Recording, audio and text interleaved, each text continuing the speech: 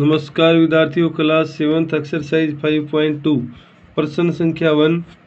इसके अंदर कहता है state the property that is use in the following statement, यानी स्टेटमेंट में क्या प्रॉपर्टी यूज हुई है। यहाँ पे ये दो लाइन दी हुई है विद्यार्थियों, ए और बी। ये आपकी दो लाइन दी है, ये एंगल 1 2 3 4 5 6 7 और 8 दिया हुआ है। अब इसमें पहले में तो ये कहता है कि ये पैरेलल है ए और बी, तो 1 और 5 में क्या हुआ, तो 1 और 5 विद्यार्थियों आपकी करॉस्पॉन्डिंग एंगल होंगी।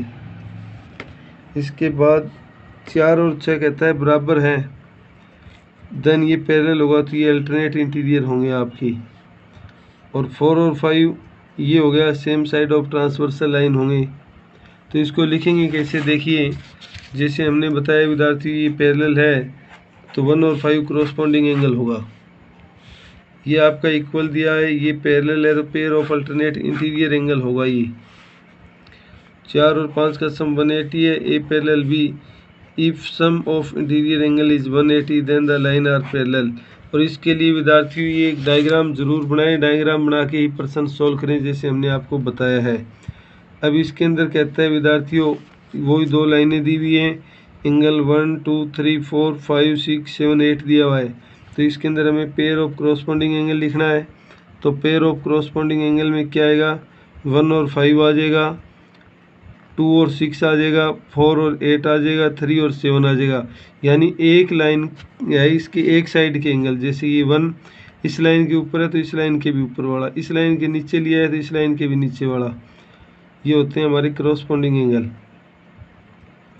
इसके बाद में पेयर ऑफ अल्टरनेट इंटीरियर जो जेड की शेप से बने, 3 और 5 होगा, 2 और 8 होगा। इसके बाद the pair of interior angle on the same side of transversal line 2 और 5 3 और 8 होगा विद्यार्थियों। वर्टिकल अपोजिट एंगल 3 और 1 होगा, 2 और 4 होगा, 5 और 7 होगा, 8 और 6 होगा। तो हम लिखेंगे कैसे विद्यार्थियों, इसको देखिए जैसे हमने पहले तो ये डायग्राम बनाएंगे आप साइड में यहाँ, फिर ऐसे लिखेंगे पेयर ऑफ करॉस्पॉन्डिंग एंगल आर 1 और 5 2 एंड 6 4 एंड 8 3 एंड 7। इसके बाद pair of alternate interior angle 2 and 8 3 and 5। और इसके बाद विद्यार्थी क्या कह रहा है, the pair of interior angle on the same side interior angle on the same side 2 और 5 3 और 8। तो ये लिखा है हमने 2 एंड 5 3 एंड 8। और इसके बाद फोर्थ और रहता है विद्यार्थियों वर्टिकल अपोजिट एंगल। तो यहाँ पे वर्टिकल अपोजिट एंगल में हम लिख देंगे angle 1 and 3, angle 2 and angle 4, और इसके बाद एंगल 5 एंड एंगल 7 और एंगल 6 एंड एंगल 8। ये आपके वर्टिकल अपोजिट एंगल होंगे विद्यार्थियों। इसके बाद प्रश्न संख्या 3 देखिए, फिगर में कहता है ये दोनों पैरेलल दिए हुए हैं तो हमें इनका मान निकालना है इन सब का। तो क्या लिखेंगे, सबसे पहले ये लिख देंगे हम, इसके अंदर ये आपका होगा विद्यार्थियों लीनियर पेयर तो 180 होगा, 180 में से ये घटाएंगे तो ई का मान आ जाएगा। इसके बाद ई और एफ है वो वर्टिकल अपोजिट एंगल है, जितना ई आएगा उतना ही एफ होगा।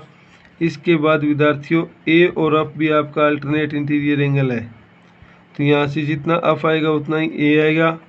इसके बाद हमारा डी आ जाता है, डी करॉस्पॉन्डिंग एंगल होगा। सी और ए वर्टिकल अपोजिट एंगल होंगे, जितना ए आएगा उतना ही सी होगा। डी और बी भी आपका अल्टरनेट वर्टिकल अपोजिट एंगल होगा। तो कैसे निकालेंगे इनको, देखिए पहले आप डायग्राम बनाएंगे, डायग्राम बनाने के बाद लिखिए angle E plus 125 equal to 180 linear pair. तो ये इधर आके घटेगा विद्यार्थियों, 180 में से ये घटाएंगे तो 55 डिग्री आ जाएगा। और इसके बाद ई और एफ बता दिया हमने वर्टिकल अपोजिट एंगल है, ई हमारा 55 है तो एफ भी हमारा 55 आ जाएगा।